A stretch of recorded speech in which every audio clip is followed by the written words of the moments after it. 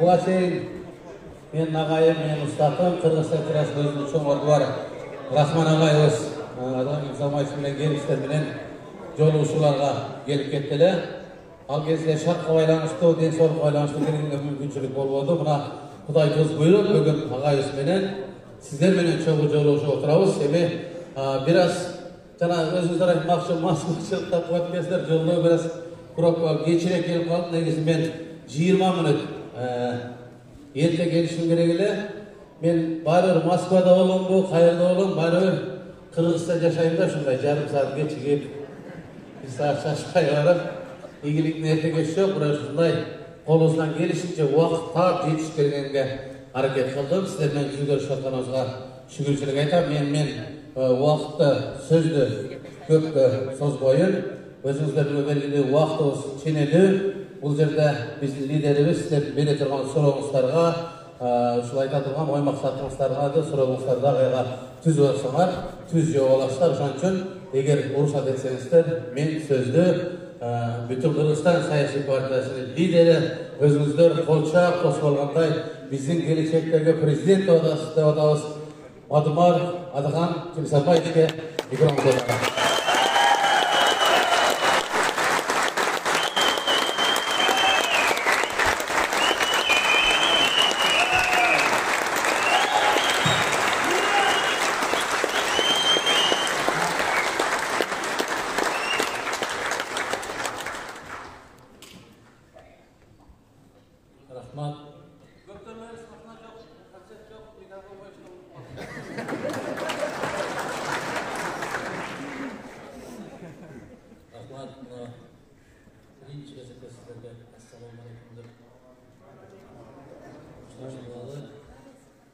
Allah şunday olup, amanı sevdi sizlerle yüz görüştürüp, uçuraştırıp durgan için çeksiz şükürler olsun. Daim жақсылықтарымен жолығушылар күндерді насip еткен болсын. Ар біріңіздердің ой мақсатыңыздар қалаған тілек жаратқаннан емен тілеген болсақ, ошол тілектеріңізге жеткізген күндерді насip етсін. Біз ошол келіп, бізменен жолығушып, мында біргенен барлашып, келсеңіз деп шақырғаныңыздар үшін, сунушуңуздар үшін мен терең алғысымды білдіремін. Мен өзім дағы жанатты парламенттік шайлоо өткөндөн кийин ушул жака келүү планыбыз бар эле. Биринчи кезекте ыраазычылыкты сиздерден баштап, сиздерге таазим кылып, сиздердин ушундай бир жигердүү колдоп бергениңиздер үчүн Россия Федерациясындагы убактылуу иштеп жүргөн баардык биздин жарандарыбыз кайсыл гана шаардан участоктон болбосун биринчи орунду камсыздык бергениңиздер үчүн чын дилимден бүтүндөй биздин партиялаштардын атынан, көрмандардын атынан сиздерге терең ыраазычылык билдирип, рахмат айтып коюуга уруксат этиңиздер.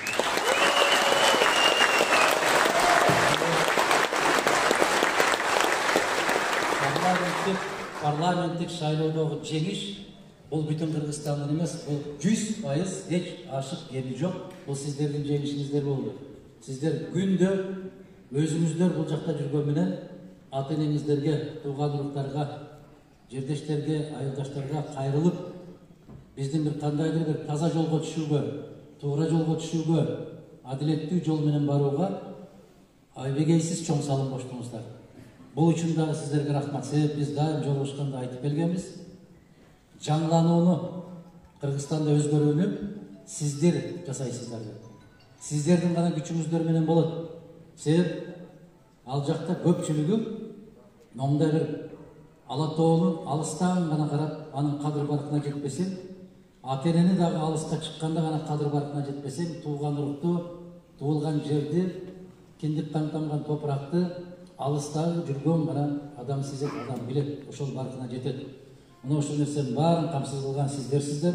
Аллах дайым сиздерге күч кубат берсин, акыл эс берсин, жүрөктөрүбүзгө бири-бирибизге болгон мээримизди күчөткөн болсун. Аман эсен кыска убакыттардын ичинде кайрадан 6 саныбыз аман, өзүбүздүн гүлдөп өскөн топурак каны тамган топурагыбызга, жерибизге, сууларыбызга жеткенди насип эткен болсун. Бул өзгөрүү кандайдыр бир үмүт отун жандырат деп мен дайым жолыққанда сіздерге айтып келгенмін. Мына ошоны Кудай буйрса, баягы мен макул эмесмин, менин укугум бар деген кыймылдардын жаралышы менен биздин багытыбыз таптакыр башка жакка өзгөрдү, Кудай кааласа. Эми биз ушул өтүп туруп дагы ар бир кадам сайын мыйзам бузууларды көрүп, бизге депутаттык мандат эмес, бизге ошол жогорку кеңештеги отуруу кандайдыр бир мансап эмес, бизге адилеттүүлүк андан бийик турарын далилдедик. Жападан жалгыз бүтүн Кыргызстан саясий партиясы парламентке өткөн партия болуп туруп, шайлоонун жыйынтыгын тааныбайбыз деп жарыялаган жалгыз партия болуп. Неге?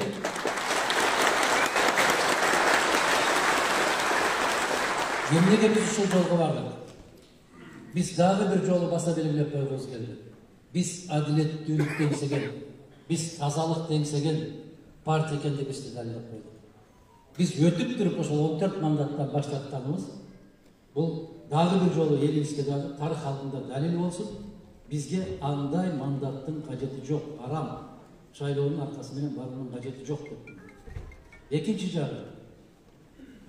Мына ошол 5 октябрда ушунчалык чоң толкундоолор пайда болгон учурда кечинде заматта нук башка жака бурулуп кеткендигин дагы көзүбүз менен көрдүк. Мына сиздер менен биз күбө болдук.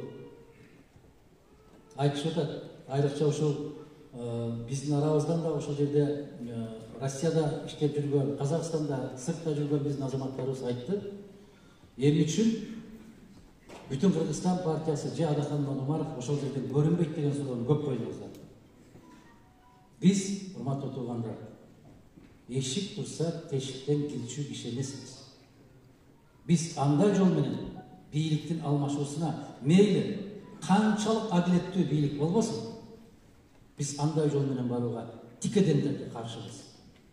Биз дүйнөгө маскара болгубуз келбейт. Биз уят болгубуз келген жок.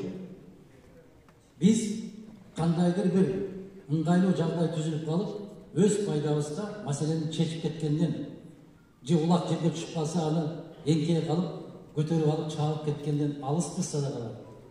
Бизге андай жолдун кажети жок. Биз маданияттуу жол менен. Мен жана ошол көптөгөн журналисттерге суроо беришкенде жооп берген жообумду айттым. Биз жараткандын буйругу менен калдайган калкыбыздын колдоосу менен гана барабыз андай. Биз жаман жаткан нерсени барып жула калып, ошол жерге барып отура калбайбыз. Ала тоо антына чыкканда биз шайлоонун жыйынтыгын жокко чыгар деген талап менен чыктык. Биз бийликти же болбосо ак үйдү ээлеп алып, ошол ак үйдү өрттөп жиберели деп чыккан эмеспиз. Биз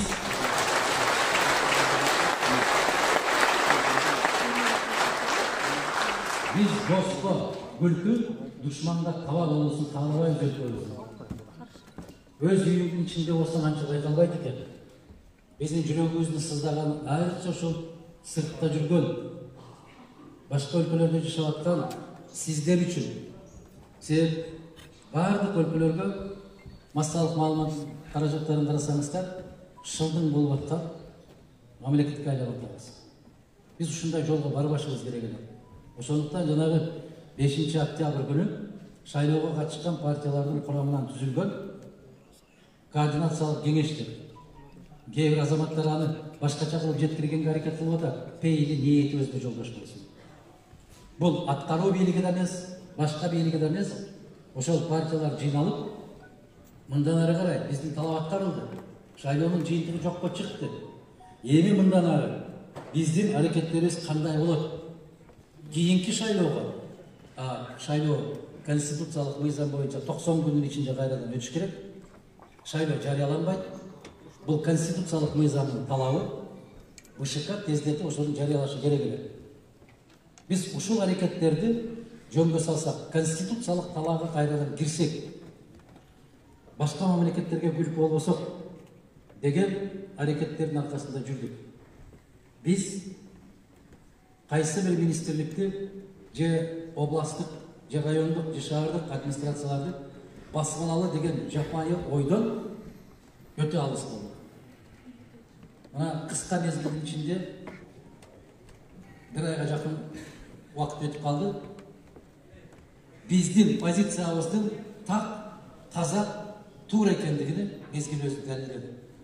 Бірінші сағаттан баштап біздің қойған талабымыз конституциялық талапқа кірелі деген талапты қойған.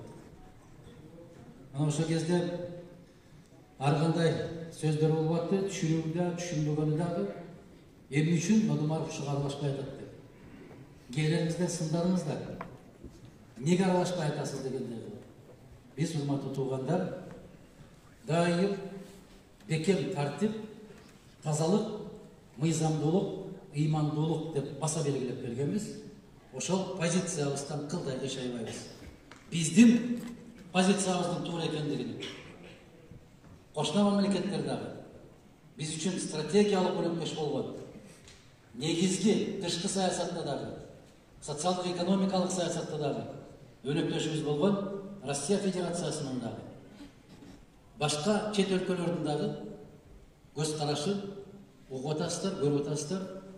Биздин позициябыз так, даана, ачык, эң негизгиси адилеттүү, таза экендигине. Биз урматтуу тургандар, таза жаралганбыз жараткандан. Соңку демиңиз чыкканча таза ойдон кетпейсиз каалаган элбиз. Биз ушундай партия болуубуз керек.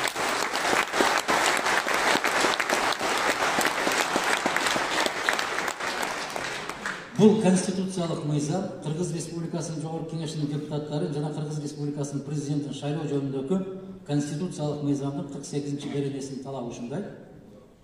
Шайлоо жараксыз деп табылды. Bir айдын ичинде, bir айга жетпеген мезгилде Борбордук шайлоо комиссиясы шайлоонун 2-чи айланпасын дайындайт. Ал биздин эсеп боюнча 20 декабрь болду.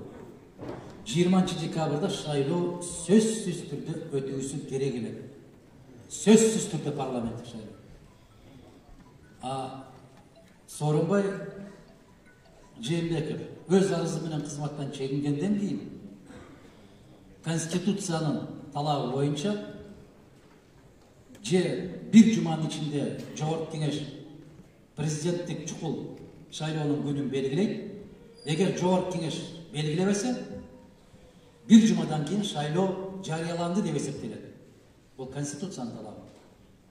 Ал жагабы жакпайбы башка маселе. Азыр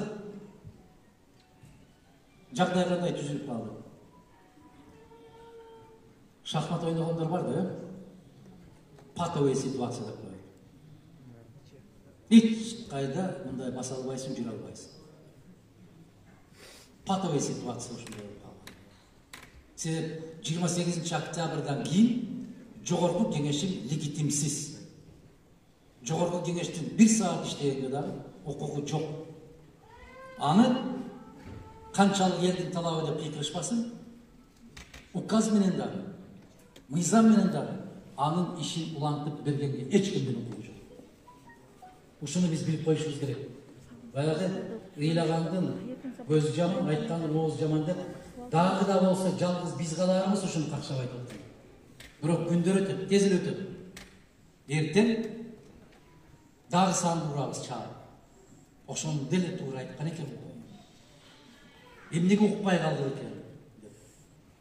Буга далил, урматтуу туугандар, эч бир өлкөнүн бүгүнкү Кыргызстанда бийлик миндеп отургандарды тааныбагандыгы ачыктан ачык далил. Буга башка далилдин кажети жок.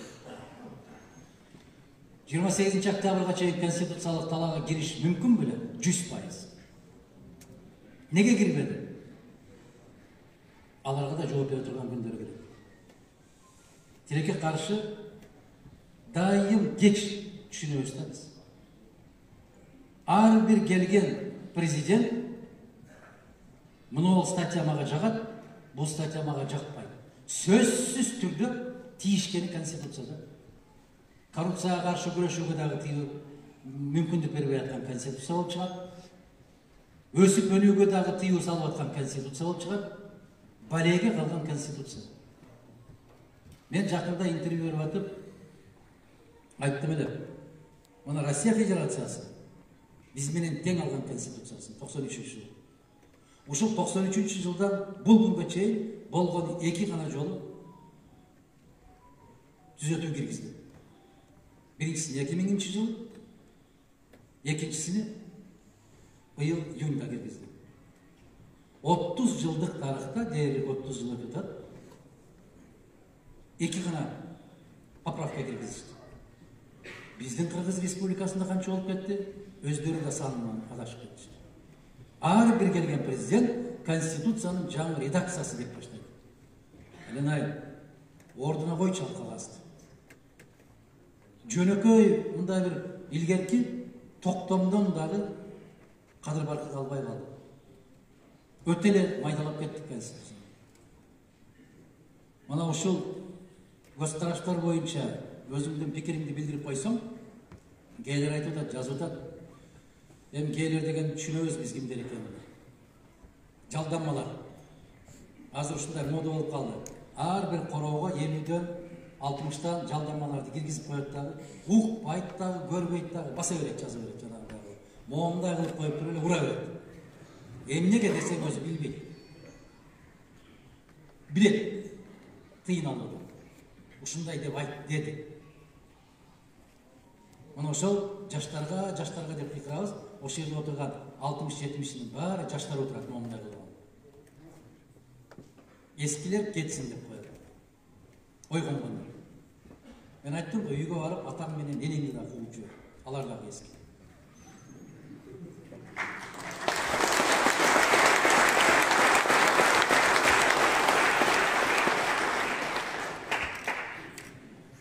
Biz sizler менен такыр башка темада сүйлөшүшүбүз керек эле. Тилекке каршы ушундай жагдайга туура келгенден кийин ушуларды айтууга биз милдеттүү болобуз, мажбур болобуз. Анан сөзсүз түрдө сурооңор келет да сиздер. Мен келечекти көрө албай атам турганда. Ушундай деп жооп берсем, сиз дагы үмүтүңүздү үздүңүзбү дейт да. Мен үзбөйм үмүттү. Аллах үздүрбөсүн Алла үмүттү. Бирок ушул жол менен кетсек мен көрбөй турам. Кээ бир акылдуу инсандар айтып атат. Кичине эле бузулуп калды дейт. Угутасыңар. Кичине бузулуп коебуз. Андай болбойт. Мына 2010-жылы ошондой кичине эле бузулуп калса эч нерсе болбойт деп, ошонун кесепети алып келип дөңгөлөк болуп бүгүнкү күнгө алып келди. Эместе келе тургандар. 2010-жылы Мадумаров айтты эле. Бул конституция Кыргызстанды туңгуюкка алып баруучу конституция. Эсиңерде барбы? Мындан артык кандай деп айтышым керек эле? Эскерттим эле го. Өткөндө ошондо сүйлөгөн сөзүмдү чыгарып туруп, бирөө жазып коюптур. Мадумаровдун көзү ачык экенин деп. Аллах сактасын, көзү ачык болгондон, себеп келечектин баары кайыптын баары жараткандан башка эч кимге белгисиз. Бирок мамлекеттик ой жүгүрткөн инсан катарында конституция кайсы жолго алып барышын билиш керек адам. Билбесең саясатка жолобошуң керек. Жакка жаттап алышың керек конституцияны. Жазып берген кагазды да окуй албай аткандардын кесепетинен кыргыз ушул кейипти кийип отурабыз биз. Мына 2016-жылкы конституциясын айттым эле, бул мамлекетти жок кыла турган конституция. Кудай сактасын. Бирок ошого баратабызбы, келип калдык. Себеп бир мамлекет тааныбаса, эч бир мамлекет алака түзбөсө, же бир жакка чакырбаса, же алар өздөрү барбаса, ал кризис. Өнүккөн өлкөлөргө таасирин астырат. Бирок биздин Кыргыз Республикасына окшогон өлкөлөргө аябагандай катуу таасирин тийгизет. Эмнеге? Себеп биз импорттан көз каранды калыппыз. Бизге май дагы, чай дагы, күйүүчү майым дагы, азотум дагы, унуң дагы башка жактан келет. Бизге таасирин тийгизет. Бишкекте угуп атасыңар, баалардын кандай кетип атканын. Эт 400 сомдон ашып кетти. Картошкалар кетип атат. Май кетип атат. Кум шекер кетип атат. Баары кетип атат. Качан барып, кай жерге барып токтойт бул? Айлык Özümüzдөр билесиздер, 1 сом кошулбайт. Тескерисинче, мына азыр кээ бир соттор мага кайрылып атат. Соттордо 10 миңден, кызматкерлерден 5 миңден айлыктан кармап баштаптыр. Эмнеге десе, каразга төлөй алганга акча жок экен. Бюджеттик тартышыбыз 42 миллиард болуп атат. Бюджеттик тартышыбыз. Бул кетеген өлкө болот, айланайындар. Эмне болгон өлкө болобуз биз садаган? Токтобойлу, кандай дейсиздер?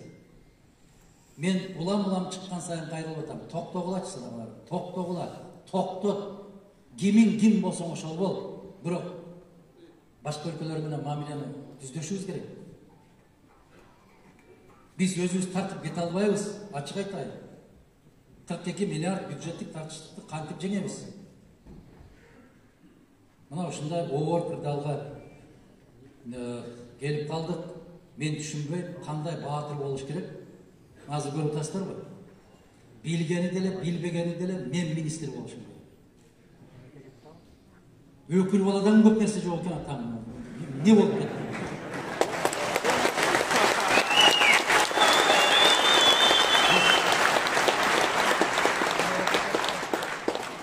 Кыргызстанда экономист, юрист, мугалим, дарыгер деген диплом албай эле, ушу өкүл бала деген диплом өтө керек болуп калды бизде. Мына популярдуу болуу кандай болот?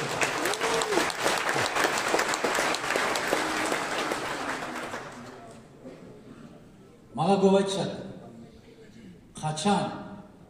Качан деген суроону көп берет. Биз дайым жооп берип келебиз, качан көзүбүздү ачканда деп. Бирок көзүбүз көргөн менен көөдөнүбүз сезбей атасыздар. Мына ушундай болуп атат, бирок тилекке каршы азыр маалыматтык күрөш ушундай жаман каттуу күчөп кетти. Өтө каттуу күчөп кетти маалыматтык күрөш. Анан элибиз айтып атат, башыбыз айланып калды дейт. Муну окусаң мындай дейт, тигини окусаң тигиндей дейт. Өзүң кандай дейсиң, кызым? Өзүң эмне деп ойлойсуң? Качанга чейин бирөөнүн айтканы менен жүрөсүң? Качанга чейин бирөө айтып койсо ошол жака чуркап кетесиң? Өзүң качан ойлоносуң санаган? Өзүңдүн акылың менен качан иштейсиң? Качан өз тилиң менен сүйлөйсүң? Качан? Мени кубандырган, мен терең ыраазычылык билдирем. Менин талапкерлигимди колдогондук үчүн эмес, бүгүнкү болуп аткан кырдаалга пикирин айткандык үчүн 1000 жолу ыраазычылык билдирем. Кыргыз интеллигенттерине ойгонду сукпай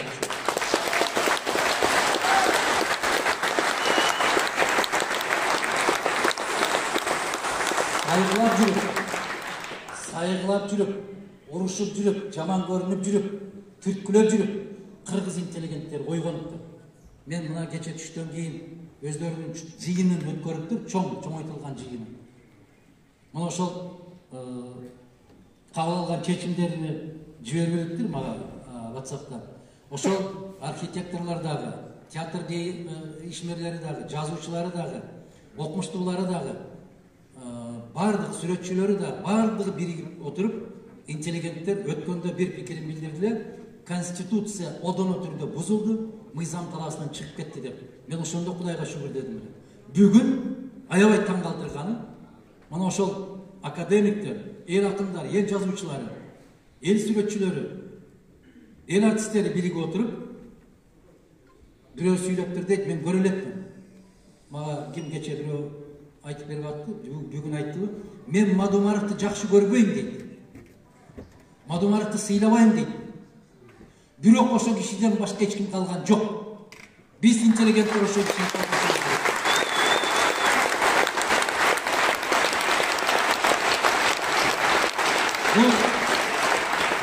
Бул билесиздерби, бир чети кубандырат, бир чети өкүндүрөт.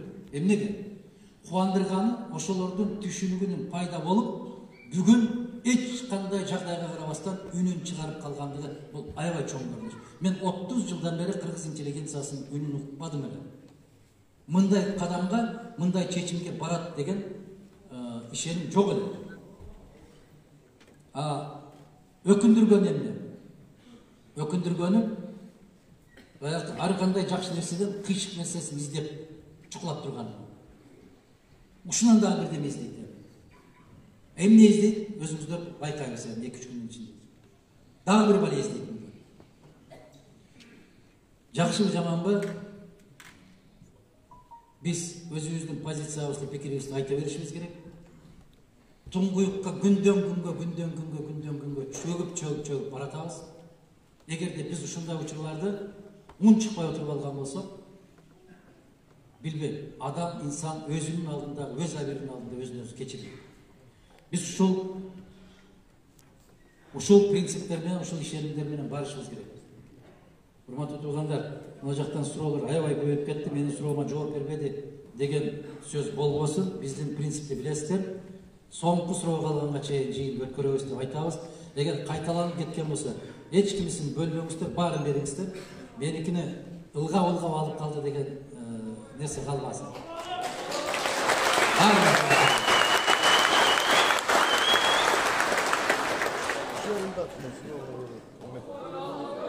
Otur.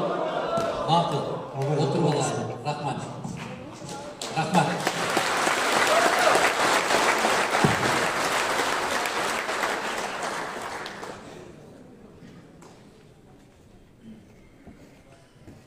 Kaytalanıp ketip barkan bolsa, Замат деле айта берейин, капа болбойсуздар.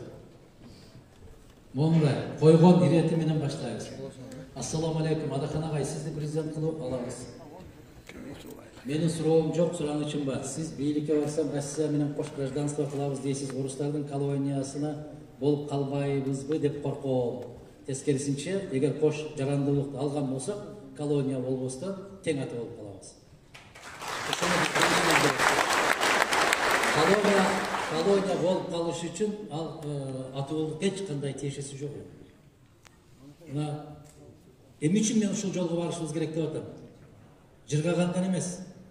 Bizde 1 milyonga жақын Кыргызстандык Россияда жашап жатасыздар. Көбүңүздөр жарандык алып калдыңыздар. Эртең Кыргызстанга барып 1 метр жер ала албайсыздар, себеби жарандыгыңыздар жок. Менин жүрөгүмдүн тилинип бийлеп атканы миллиондогон кыргыздар өз ата жеринде, ата топурагында укукка ээ боло албай аткандыгы сыздатат. Сиздер көкүрөгүңүздөрдө кыргыз паспорту болгон болсо, Африкадан келсеңиздер да ошол жердин жараны болушуңуздар керек. Ошол жерде укугуңуздар болуш керек, себеби бизде бөтөн башка мамлекетибиз, жерибиз жок. Бул биздин элибизге гана пайда алып келет, андан бир тыйын зыян тартпайт. Себеби Россиянын жарандары Кыргызстанга барып жашайын деген бир да кишини көргөн жок. Ассаламу алейкум, Адахан Гүлсагач. Мен Мекенчил партиясында көп жылдан бери жүргөм, бирок акыркы убактагы мындай кылалы жигиттер, кыздар. Ар бир адам өзүнө жараша түшүнүгү бар. Мондай суроолорду берсеңиздер, жанагы шериктештер эмне болуп калбасын да. Алар өздөрү ушундай кылат, көпчүлүк учурларда ушундай кылышат. Ар бири өзүнө жараша ойлонот. Мына Тынар мырзанын дагы ушул жерде келген, мен кече түндө келгенде билдим. Анан сурадым. Sen emne kılıp жүрөсүң десем, мен Рахман Разыков кошуп сизди ээрчип жүрбөй, мен эртерээк келип даярдап коем. Бүгүн аны Рахман Разыковго айтып бердим. Президент болууга даяр эмес экенине көзүм жетти. Сабаты жагынан, башка жагынан эми жетсе өзүңүздөр жыйынтык чыгара бериңиздер. Ассаламу алейкум, урматтуу Адахан Гүлсагач, куш келипсиз Москва шаарына. Куш убактысын, сизди көрүп турганыма абдан кубанычтамын. Суроо, Курсан Асанов жана Өмүрбек Сооналиев сизди сатып кеттиби? Жок, мени сатып кеткенде мен буюм эмесмин. Ошол сөздү азыраак колдонушубуз керек. Сатып кетти, антип кетти, мынтип кетти дегендей. Курсан Асанов менен кече сүйлөштүк. Биз ал жигиттин туура эмес, адилетсиз кармалгандыгын бир эмес бир канча жолу айттык. Чындыгы ушундай. Бийликти басып алууга аракет кылды дейт. А бийликти басып алгандар эмне кылды? Эң кызыгы, бийликти басып алгандар бийликти басып алам деди деп.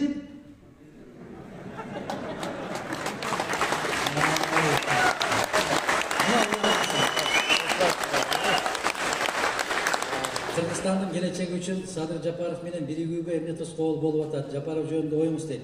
Тоскоол болуп аткан Кыргыз конституциясы. Ушул гана. Кыргыз мыйзамдары. Мен айтып атам. Гир талабы. Гир мыйзам талабысына. Айланайын, төбөм көккө жетип кеткенде дагы мыйзам менен иш кылабыз деп атам. Жок. Анда эч качан бир болбойсуз. Мага бийликтин кереги жок, мен сиздерге дагы бир жолу айтып атам. Эгер биз өзүбүз мыйзамды бузуп алып туруп, кантип элди мыйзамдуулукка чакыра алабыз? Бүгүн мен могу жигиттерге айтып бердим. Күндө кечинде ичип келген ата балдарына кантип ичпе деп айта алат? Айткылачы. Өзү кечке буркуратып тамеки тарткан ата балдарына тамеки тартпа деп кантип айта алат? Ошол сыяктуу Конституцияны тебелесең, мыйзамды тебелесең, айланайын башың алтын болуп кетсе дагы кереги жок, кажети жок. Биз дайым мыйзамдуулук деп пикир бергенбиз. А эгер азыр сурап атасыздар, эмне тоскоолдук болуп атат? Эгер барып мен шериктештерге шериктеш болуп калсам, айтмаксыңар. Адахан Кемсанбаевич, мыйзамдуулук деп келдиңиз эле го, мыйзамды кантип бузуп атасыңар деп сурайсыңар. Не дейсиңер? Айтор, биз оңго бассак дагы, солго бассак дагы суроо толтура алат. А бирок ошого көз жумуп, жооп бербей коюп, өзүнүн билгенин жасап кете бергендер айтып атасыздар, кыйын экен, кыйын эмес. Жообу бар. Кийинки кадамдарыбыз кандай болот? Президенттик шайлоого өтпөй калсамыз дейт. Каталар болсо кечиресиз, олтуруп жаздым, шашылыш, үзүр дейт. Сиздин бул жазышыңыз менен жогорку кеңешке депутат болсоңуз, уялбай барсаңыз.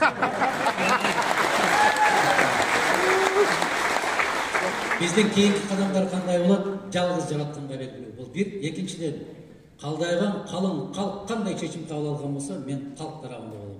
Ошол чечим. Урматтуу Адахан Кемсанбаевич, Садыр Жапаров менен биригип иштесеңер жакшы болмок. Болмок, эгер силер футбол ойнойсуңарбы, жигиттер? Топ сызыктан чыгып кеткенде эмне болот? Кыргызстан аутта турат.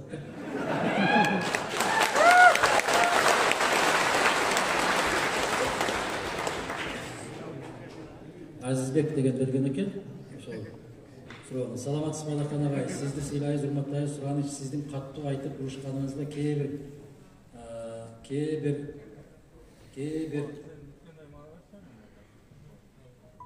капа болуп, кээ бир адамдар капа болот экен. Каттуу айтып урушпасаңыз сизге бекемдеңиз болуп калды.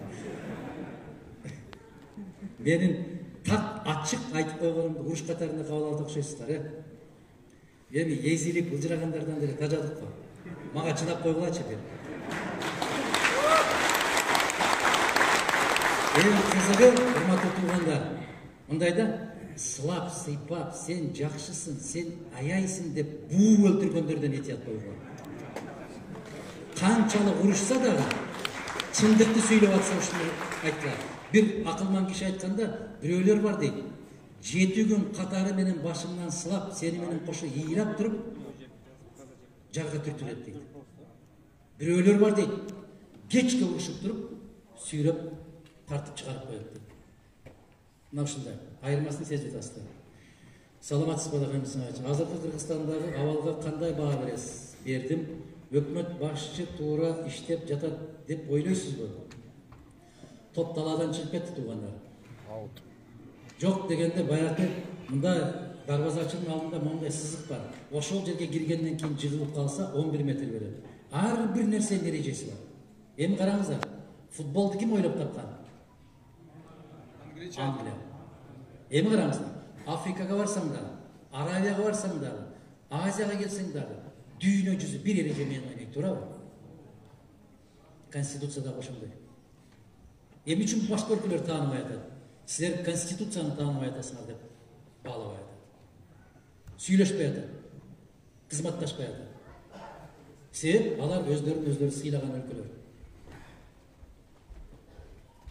Депутаттар июнь айына чейин калды. Булардан кутулбас болдук го. Ушул калганы мыйзамга дал келеби? Анан эмне үчүн аларды июнга чейин калтырып койгон киши менен баары иштешпейсизби деп атасыңар? Кандай суроо?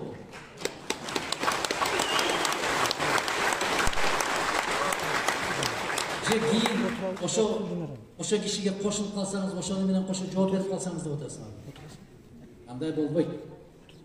Болбойт. Эреже баарына бирдей болуш керек. Ал айтты эле го. Биз шайлоону 1-мартка чейин бүтүрөбүз деп, Кийинки күнү барып алып айтат, июнга чейин өтпөйт дейт. Бир туруп, эми айтпай да коёчу. Кайсы бирин айтам. Мен сизди колдоп келгенмин, үй бүлөм да сизди колдойт. Элеман дейт. Рахмат. Менин суроом, азыркы учурда баары кызмат алып жатат. Жапаров сиздерди кызмат сунуштап чакырдыбы же аны менен жолуктуңузбу? Мамилеңиз кандай дейт. Бир чыккандан кийин 3-4 күндөн кийин келди, кабинетке келип отурду. Мен айттым, сен момундай деп жарыялап атасың, бирок андай жарыялар болбойт. Сен конституция боюнча мүмкүн эмес десем, эмне үчүн мүмкүн эмес деп сен конституцияны окуштур. Кызматташы боюнча мен сиздерге жана айттым, мен кызматташа албайм. Мен кызматташканга даярмын, качан мыйзам талаасына кирсе. Мыйзам талаасына кирбегенден кийин эч кандай кызматташы жөнүндө сөз болуу мүмкүн эмес. Сен улуу тарых бар, мен айттым, улуу тарых баары бир азыр ордуна коет. Баары ордуна коет. Эгер мен азыр кызматташып кеткен болсом, ошол тарых ордуна койгон учурда сиздер айтасыздар. Сиз өтө сабаттуу элеңиз, ошону билип туруп эмнеге бардыңыз дейсиңер. Туурабы? Эң туура. Ушундай суроо берилбейт деп ким кепил болот? Мен кантип жооп берем ана силерге? Кичине эле бузуп койдум дейм.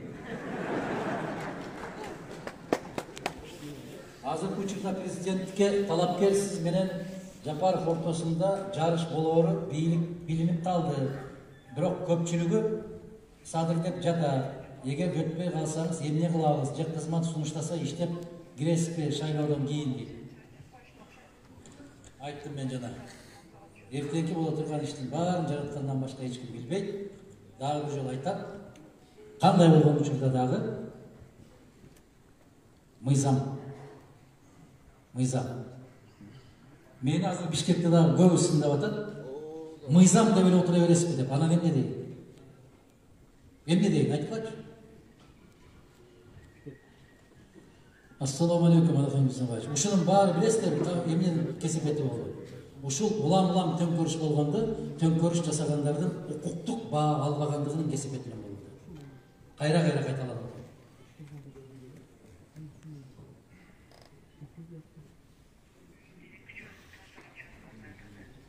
Менин суроом дейт, каркыра маселесинде эмнеге элге чыгып айтып койбодуңар, же коркутуу болгонбу дейт. Элге чыгып айта берип айткым келген. Мен ата-энесине жооп бергендердин балдары чоңоюп калып, алар сурап баштады. Аллах насип кылса ушундай күндөр келет. Мына кече ошол жакта жашагандар келип, сизге ошол жерде Кудай буйрса күндөр келет, биз эстелип тургузабыз дейт. Мен ишенем. Себеп Разаковдун тагдыры, Жусуп Абдрахмановдун тагдыры, Абсамат Масалиевдин тагдыры мен эртеби кечпи биздин тууну көкөлөтүп, аттиң чындык бул жакта турбайбы деген күндөр келет. Иншалла ошол күн жакындап келет.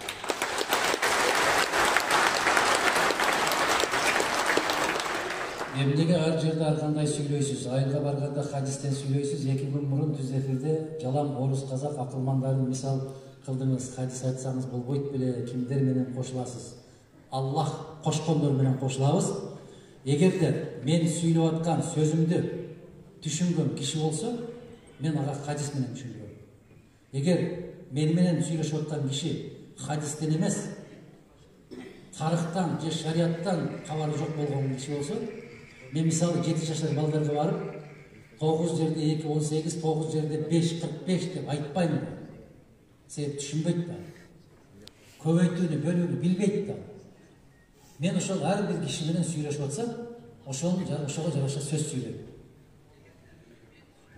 Тынар же Рахман Разыков же Абдулла Иманкулов менен сүйлөшүп атсам, булар менен тек гана сатираны сүйлөшөм.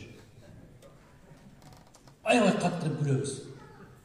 Мен буларга конституцияны айтпайм. Булардын ар биринин өзүнүн мыкты адистери бар, азамат адистери бар. Ошондуктан кече орусча сүйлөдүңүз дейт, анан орус казак акылмандарын айттыңыз дейт. Садагам, ошону укканыңа рахмат сага. Ошону ук, Sen суроо ошондой берип атат. Мен ошондой жооп беришим керек. Ар тараптуу жооп бериш керек. Шайлоо өткөрдүм, өтөрүн астында жергиликтүү бийлик аркылуу админдик ресурс аркылуу элге түшүндүрүү ишин жүргүзүшсө бийлик 2-3 жолдон ар бир шайлоодо биз шайлап аткан депутаттардын милдеттери эмне экенин, эмнеге депутат шайлап жөнөтүп атканыбызды билсек, кайсы сапаттарына карап тандаш керек экенин түшүнсөк, адилеттүү калыс шайлоону элдер өткөзүп бермек. Ушуну бийликке сунуш кылсаңыз жакшы болмок. Эртең барып айтам, алар куп дейт дагы ошол күндөн баштап боңолор. Биз айтпаган эмне калды ушу шайлоолор боюнча? Шайлоо жөнүндөгү кодекстин долбоорун жазып киргизип да бердик. Сооронбай Жээнбековдун өзүнө айттым мен жана резиденцияда отурганда. Биз жазып бердик, ошону карап бергилечи. Жаза албасаңар биз жазып бердик го деп. Анан ошондо биз толук окуп жооп бериңиз дейт Келдибек мырза. Ошол жердеги биздин мыйзамды жазып берген мыйзамды караса окумуш болмок. Биз жерлерге барып жыйындарды өткөрбөй, ар бир партия барып ансыз деле кыйратып көрсөтүү бербей аткан КТРдан телетаймаштарды көрсөтө бердик. Эл тандасын. Көрсүн, сүйлөй алабы жокпу? Акылы барбы жокпу? Жаза алабы жокпу? Конституцияны түшүнөбү жокпу? Ошого карап тандаса жакшы болот да. Кандай дейсиздер? Биз азыр деле ошол сунушту беребиз, ошол сунушта каттуу турабыз. Рахмат. Азыр кыргыз элинин 2 азаматы Мадумаров менен Жапаровдун ортосунда күрөш жүрүп жатат. Элди бөлүп жарбоо үчүн кандай кадамдар болот сиз тараптан? Менин алып коеюн. Не дейсиздер? Жок. Кандай? Эгер азыр жалаң гана бири-бирин каралоо күч алды, мен эч кимди каралабайм. Булар мындайда бийлик ким келбесин ушу Мадумаров менен күрөшөт. Эмне үчүн? Чекеге чыккан чыйкан болот. Эмне үчүн?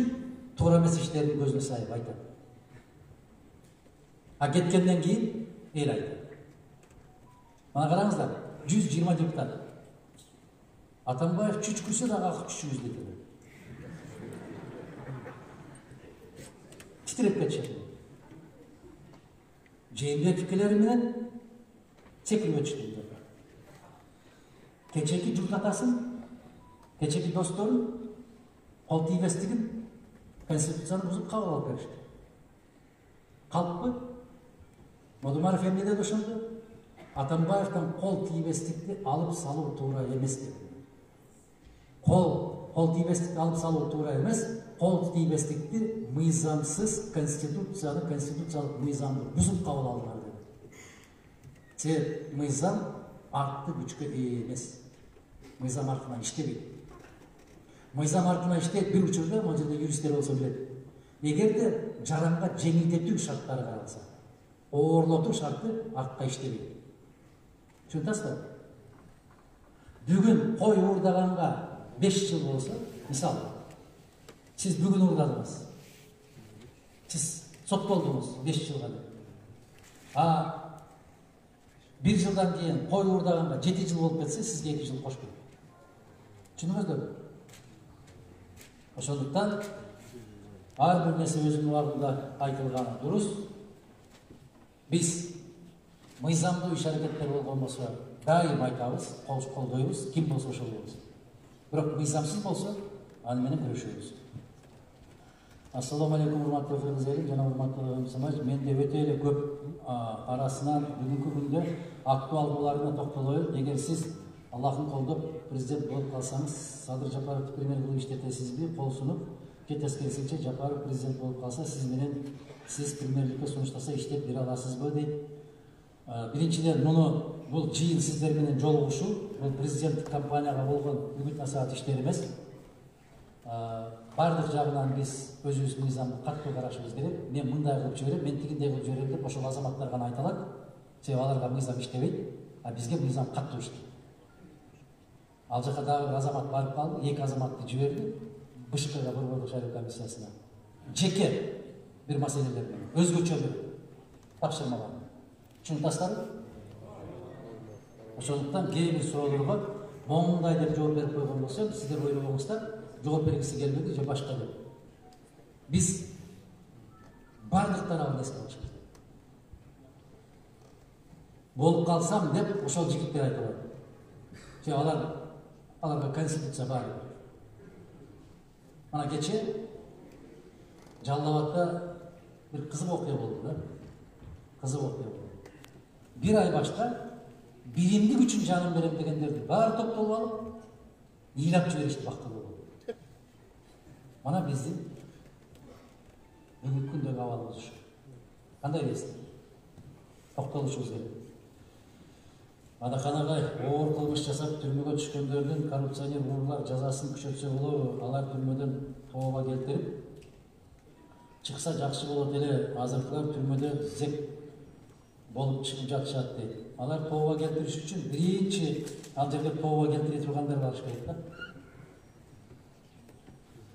Ал жак азыр мода болуп калды. Кыргызстанда көтөрүлөм десем ошол жака барып келиш керек.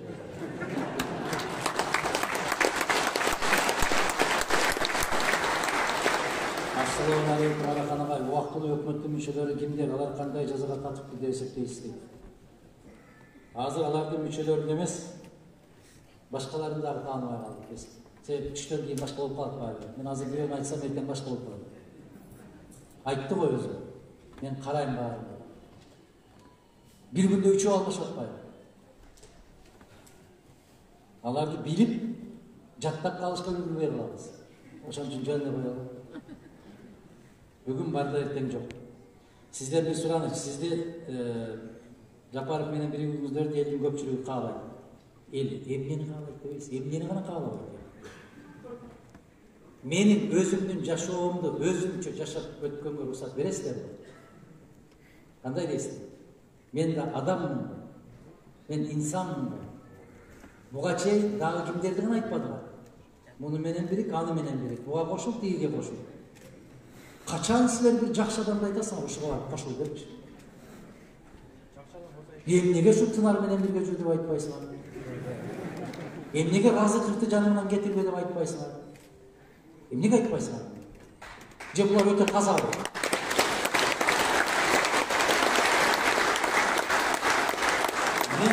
Barıp birige turgan adamlar bütünde barlığı tarafın altındağı bir Kuday bilet, alardan büt barına bağlı veririz. Je oşol bölümde var bir kişi bilet. Je bir kişi taza жүргөнүндагы köpük görünüp kaldı. Kanday deysiz? Şu soğul öyle koyun. Mağa geçe, gelingizler естейт, урматтуу туугандар. Sizge kızmat gerek mi, je Kırgızstan gerek mi? Atambayev menen barıp işleşpейсизби деп канча жол айттыңар садагылар. Эмнеге азыр айтпайсыңар?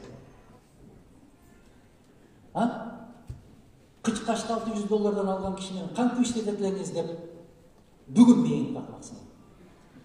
Je kalıp var. Çeyimde var jardan berбейсиз, oşular menен işleşseniz bolot ele go. Jok degende oblastı başkarıp berбейсизби deyip kança jol ayttılar. Men sizlerge emne dep aytım? Egerde men aramlıkты görüp turgan bolsam, al жерде jakın jolo koyup. Sizler elestetsеңиздер да, момундай болуp bir toba kıldım. Bir aram nerseni жасап атат да, ошону сиздер көрүп турасыздар, көрбөйсүздөр, билбейт, кыйнай бересиңер да, бар, ошолорго кошуп, ошолор менен чоң отур деп болбойт. Андай болбойт. Тоолуу Карабактагы коогаланга Кыргызстандын позициясы кандай? Айланайын, Кыргыз өзүңдүн позицияң деп болчу.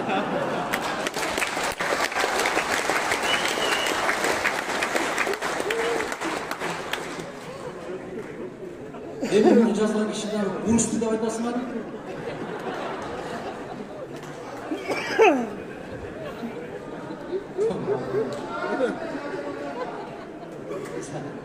Саламатсызбы дейт. Аллах буйрса сиздин президент болушуңузга ишенебиз. Менин суроом ушул президенттик шайлоо таза өтөт деп ойлойсузбу? Siz кандай ойлоп отурсаңыз, мен дагы сиздей ойлоп отурам. Эл каалайбы ошону? Ötüt. El kağlamayı ötüt. Bardık mesele bizden elimizden göz kararı. Bardık mesele. Buna kararınızda bizge konsulduk kattoogo ruhsatты alып beriңiz.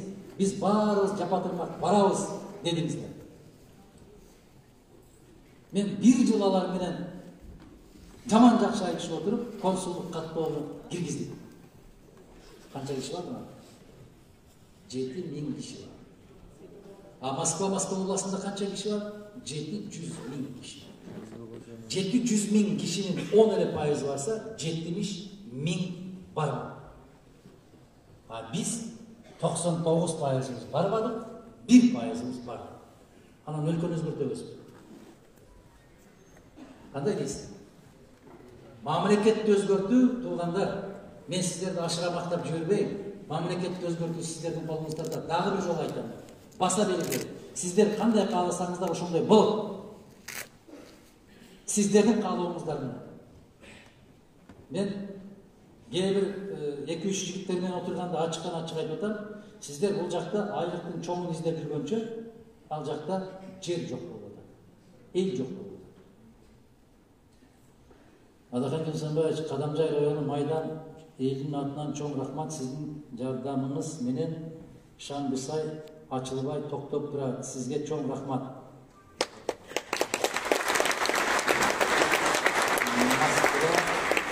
Мурзаев Үсен дейт.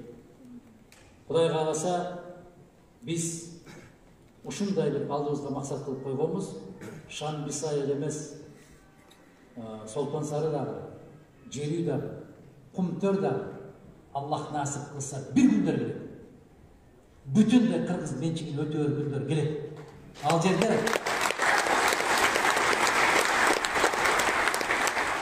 жерде алтын калбай калыптыр деген сөз кур бекер. Бир күндө калбай калды. Кандай? Ал жерде СССРдин иликтөөсү боюнча, биздин кыргыз адистердин иликтөөсү боюнча кеминде дагы 500.000 тоннадай алтын бар. Биз бүгүн не деп сүйлөсөк, 3 айдан кийин да ушундай сөзүбүздү айтабыз. Менин 20 жыл баштагы сүйлөгөн сөзүмдү азыр коюшум. Көп айтып атат, азыр сүйлөп аткан. Жок, ал 20 жыл баштагы сөз. Биз өзүбүздүн позициябыздан кандай бишайбай келаткан инсанбыз.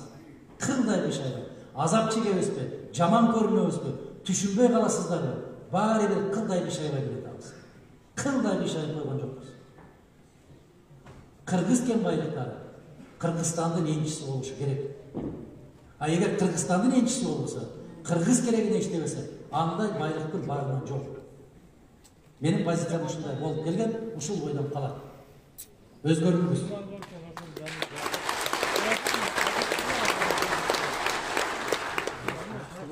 Сиз бийликке келсеңиз, коомтануу деген сабакты киргизсеңиз, сизге Аллах оомат берсин дейт. Андан да башка сабактар келет. Кудай кааласа. Союздун мезгилинде окуган сабактардын баары келет. Андан сырткары биз ыйман сабагын киргизебиз. Ошол ыйман сабагы менен гана алга чыгабыз. Туугандар, ишенип коюңуздар. Болбосо ыймансыздыктын туу чокусун көрдүк биз кечээ. Азыркы күнгө чейин көрүп келатабыз. Ассаламу алейкум, мен Баткен Карабак Келдибек деген жигит болом дейт. Айтсаңыз, ага, мындан арты кадамдар кандай болот? Мекенчилдер бүт чоң месталарды ээлеп алышты. Шайлоолор кандай өтөөр экен? Сиздин оюңуз кандай? Мен көмүр туткан адам сиз болосуз. Албетте сизге ден соолук, көп жашаңыз, адаканага жараткан болду, кыргыз элине ошондой болуңуз деп туруп, амин деп жазып коюптур. Аллах разы болсун. Тилегиңизди ар бир адамдын тилеги өзүнө ниети жолдош болсун. Биздин кадамдарыбыз кандай болот? Ошол түзүлгөн кырдаалга жараша болот. Кандай кырдаал түзүлсө ошого жараша болот. Дагы бир жолу айтам, тек гана элдин, мамлекеттин келечеги үчүн. Кыргызстандагы тоо кендер жана башка мамлекеттик жерлерди элдин кызыкчылыгына иштетсе аласызбы? Ушул убакытка чейин төлөбөгөн налогторун төлөдүк дейт, мен жооп бердим. Депутаттардын милдеттери эмне? Эл үчүн, мамлекет үчүн кыла турган мыйзам жазыш. Депутаттардын милдети мыйзам чыгаруу. Мыйзамдардын аткарылышын көзөмөлдөө. А биз кимдерди жиберип атабыз ал жака? Мыйзам жазыш эмес, фамилиясын жаза